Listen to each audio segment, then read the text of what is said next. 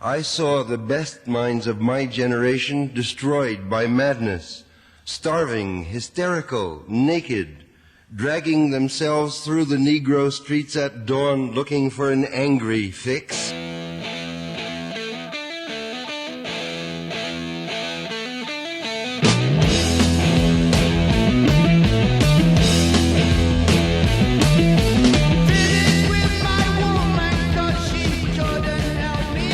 Because the world is such a hard place to try and make it in. So, I mean, they're all just like buffers, all those and things. And I suppose if they get on top of you, they get next to you.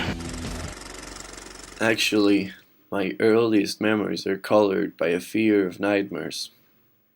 I was afraid to be alone and afraid of the dark. Afraid to go to sleep because of dreams where a supernatural horror seemed always on the point of taking shape.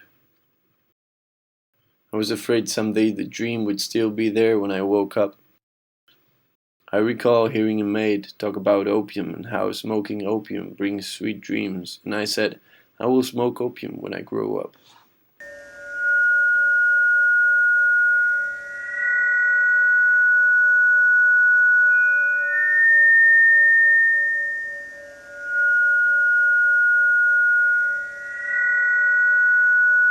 Oh, just again, function. I guess a lot of it had to have been my trying to function behind what really was an extremely shy, reclusive kind of personality that I had. And I kind of probably, like most people who get deeply involved in drugs, it was I felt that it probably helped me break out of my inhibitions.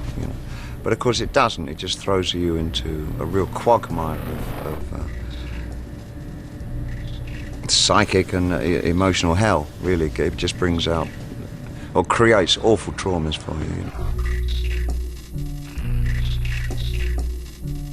When you're very, very stressed, dancing, swimming, making love are great things. And those things, usually when you do them, you release a lot of natural molecule in your brain called serotonin. And the serotonin makes you happy. You feel satisfied. The thing about MDMA, you take it and you release the serotonin without swimming, without dancing, without making up. When you stop growing, you start dying. An addict never stops growing.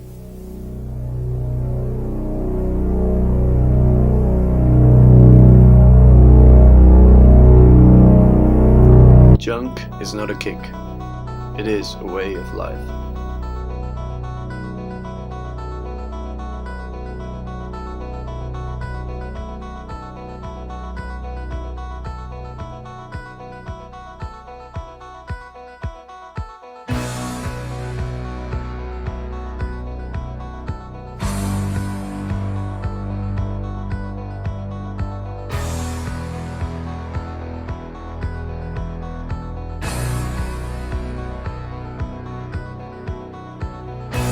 I mean, it was insane going around London on it, and we thought when we went to the club, we thought it was on fire, and then we thought it was a premiere. Oh no, we thought it was a premiere. It was just an ordinary light outside.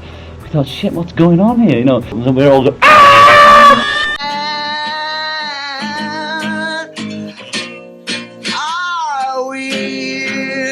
just came from a red bed, so feel it's a sliding wheel.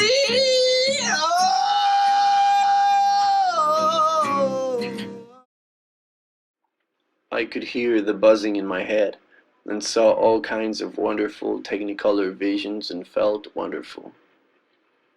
The second day, everything came to me. Everything I'd ever done or known or read or heard of or conjectured came to me and rearranged itself in my mind in a brand new logical way.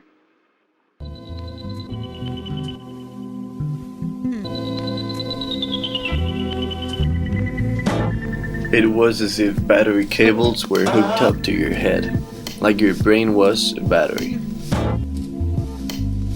Perception of reality. Like your brain was painkiller.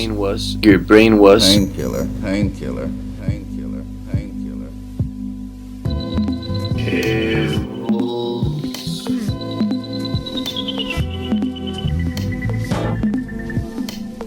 battery cables en je brulachting geeft.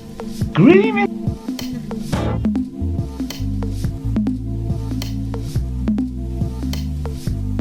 Green Tea Vision. Green Tea Vision.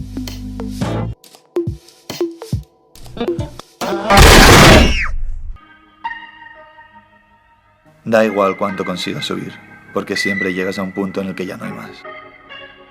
Te quedas colgado en tierra de nadie, como una cometa en un tejado, y cuando te pasa eso quieres bajar y descansar.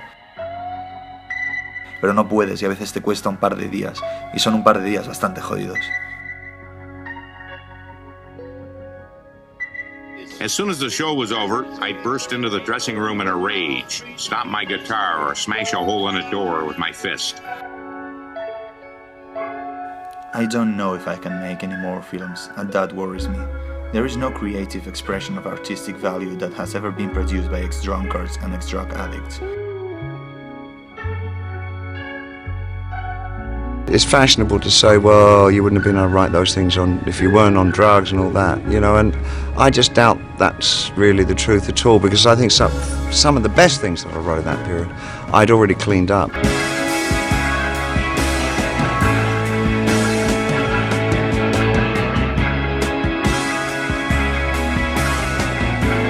I was trying to describe the hell of trying to stay alive under such conditions. You see, it's a vicious cycle. Sometimes I'd misjudge how high I was, you know?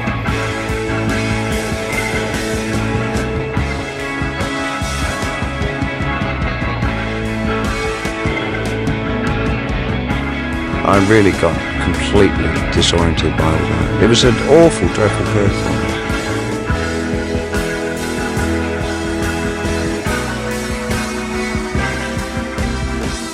No puedes dormir y no puedes seguir funcionando. No vas a ninguna parte. Como una lancha con un motor de 600 caballos fuera del agua. La hélice sigue girando, pero no avanzas. No puedes parar la hélice con las manos.